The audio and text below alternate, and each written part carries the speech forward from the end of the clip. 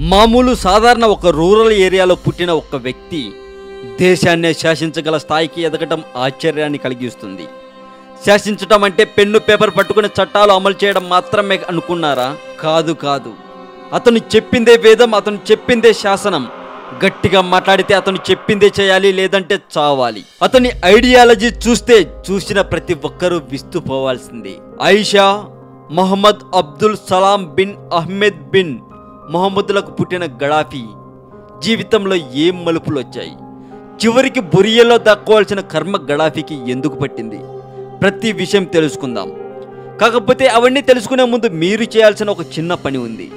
ఈ వీడియో డిస్క్రిప్షన్లో మన Telugu Mojo channel Facebook page link ఉంటుంది. క్లిక్ చేసి లైక్ కొట్టండి. మన పేజ్ని లైక్ చేసిన మొదటి 10,000 మందిలో నుండి ముగ్గురిని సెలెక్ట్ చేసి బహుమతులు ఇవ్వబోతున్నాం. మీరు విన్ అయ్యి మీరు కూడా మన తెలుగు మోజో ఛానల్లో విన్నర్గా కనిపించాలి అని నా ఆశ. అంటే తప్పకుండా మీరు చేయాల్సిన పని పేజ్ని లైక్ కొట్టడమే. విన్ అయిన వాళ్ళను తెలుగు మోజో ఛానల్ బ్యానర్ మీద ఫోటో పేరుతో సహా ప్రచురించడమే కాకుండా స్పెషల్ వీడియో చేసి పబ్లిష్ చేస్తాం. ఇక ఆలస్యం ఎందుకు? తెలుగు మోజో ఫేస్బుక్ పేజ్ని లైక్ కొట్టండి, విన్నర్గా నిలవండి. వీడియో డిస్క్రిప్షన్లో లింక్ ఉంటుంది, చూడండి. ఇప్పుడు టాపిక్లోకి వెళ్దాం.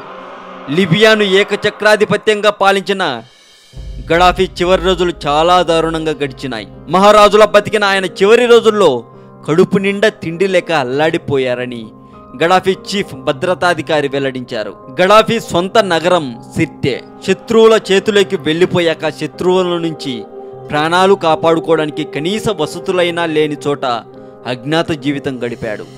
తిరుగుబాటుదారులు సొంత నగరంలోకి చొచ్చుకురావడంతో గడాఫీ కల్వర్ట్లో తలదాచుకున్నారు. నిత్యం భయంగా ఉండేవారని CNN ఛానల్కి ఇచ్చిన ఇంటర్వ్యూలో మన్సూర్ తెలిపారు. ఆఖరి రోజులు సొంత ఊర్లో గడపాలని ఆయన తీసుకున్న నిర్ణయం తిరుగుబాటు సైనికులు అవకాశంగా మారింది. శత్రువుల చేతిలో చనిపోవాల్సి వచ్చినా లేదా అధికారం పోయి చివరి రోజులు జీవించాల్సి వచ్చినా జన్మస్థలమైన జెరెఫ్లోనే ఉండాలని గడాఫీ ఆశించారు అని మన్సూర్ పేర్కొన్నారట. తన పాలనలో జరిగిన అరాచకాలు, తీసుకున్న ప్రజా వ్యతిరేక నిర్ణయాలపై గడాఫీ పశ్చాత్తాపం చెందారట. దురదృష్టవశాత్తు అప్పటికే పరిస్థితి చేయి దాటిపోయింది.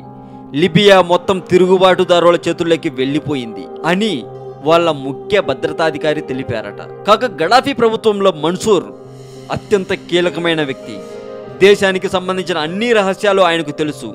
గడాఫీ వైభవం పతనం చూసిన ప్రత్యక్ష సాక్షి అతను చెప్పే ప్రతి మాట గడాఫీ చివరి రోజుల్లో ఎంతటి దుర్భర జీవితం గడపాల్సి వచ్చిందో అతని మాటల్లోనే తెలిసిపోతుంది.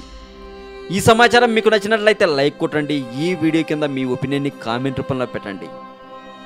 గడాఫీ గురించి పూర్తి వివరాలు తెలుసుకున్నాక మరొక వీడియోతో మళ్ళీ వీడియో పబ్లిష్ చేస్తాను. అంతవరకు చూస్తూనే ఉండండి తెలుగు మోజో ఛానల్. వీడియో డిస్క్రిప్షన్లో Telugu Mojo Facebook page link ఉంటుంది. క్లిక్ చేసి లైక్ కొట్టండి, విన్ అవ్వండి.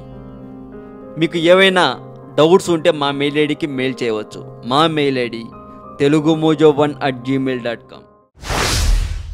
ఇంటికొక దేవుడు, ఊరికొక దేవత. దేవుడెవరు? భయం, భక్తి, నమ్మకం కలిపితేనే దేవుడు. మనిషి దేవుడు, పంచభూతాలు కలిపితేనే దేవాలయం. దేవుళ్ళంతా గ్రహాంతర జీవులే అంటారు కొందరు. అసలు దేవుడికి రూపమే లేదంటారు మరికొందరు. ఇంతకీ ఆ దేవుడెవరు? పూర్వం దేవాలయాలను కట్టించింది మనిషేనా లేక గ్రహాంతర వాసుల? దేవుడి కోసమే కట్టించే దేవాలయంలో దేవుడు ఉంటాడా? నైవేద్యంగా పెట్టే పండ్లు పలహారాలు తింటాడా? మనసులో మాత్రమే మెదిలే ప్రతి ప్రశ్నకి సమాధానం ఒక్క టెంపుల్ రహస్యాలు ఛానల్లోనే చూడండి. మిస్ అవ్వకండి.